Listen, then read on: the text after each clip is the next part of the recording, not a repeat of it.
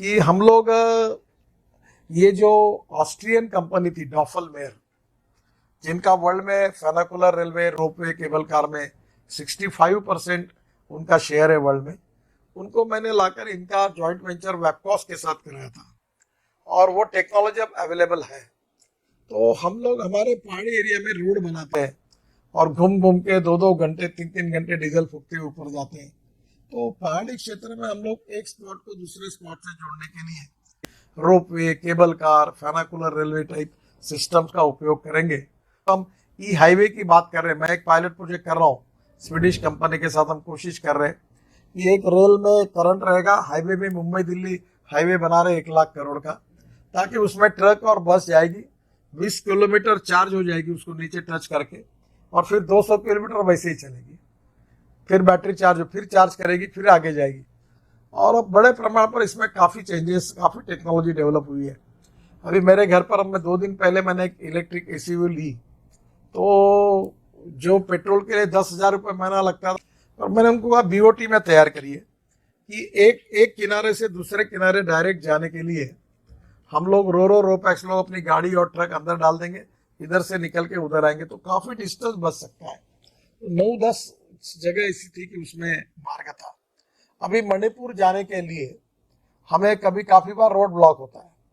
हम ब्रह्मपुत्रा से, मुझे आपकी जागरूकता ज़्यादा मालूम नहीं है, पर उस समय मैंने स्टडी किया था कि बराक में वहाँ से जाकर वहाँ से हम लोग डायरेक्ट इम्फाल तक पहुँच सकते थे। तो मुझे लगता है कि ये वाटर ट्रांसपोर्ट से लॉजिस्टिक हमारा बहुत सस्ता हो गया।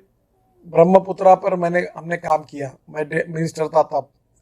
वो आपके गुवाहाटी में पांडु जेटी की डेवलपमेंट की, ब्रह्मपुत्रा का ड्रेजिंग पूरा किया, फिर उधर से वाराणसी टू हल्दिया हमने गंगा पर पूरा ड्रेजिंग पूरा किया, 4 मल्टी मॉडल हब बना रहे, 2 का उद्घाटन हो गया। फिर बंगाल की खाड़ी है। अब ब्रह्मपुत्रा भी अगर पूरा ड्रेजिंग हो जाएगा तो टूरिज्म के हिसाब से इतना पोटेंशियल है कि मुझे लगता है कि काफ़ी बड़ा रोजगार निर्माण होगा। पर उसके साथ साथ वहाँ की स्थिति में जो एडवांटेज है उसका वही के वही उपयोग होना, इसका कोऑर्डिनेशन नहीं होता। अभी देखिए आसाम पेट्रोलियम करके कंपनी है, वो मिथेनॉल बनाती है। मिथेनॉल कोल से बनता है और वर्ल्ड में मिथेनॉल का बहुत बड़ा उपयोग किया जाता है। अब मैंने ट्रांसपोर्ट मंत्री होने के नाते मिथेनॉल पर 15% डीजल में डालने के बारे में भी हमने ऑर्डर निकाला हुआ है। अब ये जो मिथेनॉल है ये 16 रुपये लीटर इसराइल में है, 17 रुपये लीटर चाइना में है और 22 रुपये लीटर इंडिया में है। और डीजल का भाव कितना है देखो।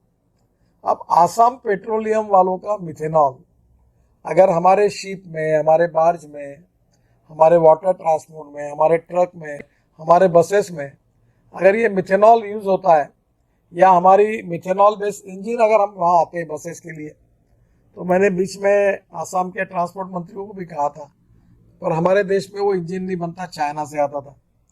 तो हमारे यहाँ मिथेनॉल की इकोनॉमी आज आसाम में बन सकती थी, नॉर्थ ईस्ट में बन सकती थी। अब इतने मिनरल्स अवेलेबल है और उसका उपयोग नहीं हो रहा। तो मुझे लगता है एक तरफ हमारे देश में कॉपर है, हम कॉपर इंपोर्ट कर रहे हैं, एल्यूमिनियम है, हम एल्यूमिनियम इंपोर्ट कर रहे हैं, हमारे देश में गोल्ड है, हम गोल्ड इंपोर्ट कर रहे हैं, हमारे देश में कोल है, हम कोल इंपोर्ट कर रहे हैं, हमारे देश से पैसा बाहर जा रहा है। तो हमें लगता है कि अब दिस इज अ टाइम कि हम अपने लॉजिस्टिक कॉस्ट को कैसे कम करें, और इसके लिए फ्यूल में हमने अभी बाम्बू से इथेनॉल बनाने की बात की है, राइस से इथेनॉल बनाने की बात की है। अभी 20% हमारा 20,000 करोड़ इथेनॉल की इकोनॉमी है, जो शुगर कैन मोलाइसिस से, बीएबी मोलाइसिस से हम लोग इथेनॉल बनाते हैं। अभी शुगर कैन जूस सायरप बनाकर उससे भी इथेनॉल बन सकता है। राइस को हमने अनुमति दी है, अब हमारे पास 3 साल के लिए है, लगेगा इतना राइस पड़ा हुआ है, और राइस को कीमत नहीं है, surplus rice, surplus wheat, surplus sugar. तो diversification of agriculture towards energy and power sector ये कर रहे हैं। बाम्बू ये बहुत बड़ी चीज है जो आपके लिए सबसे इंपॉर्टेंट है।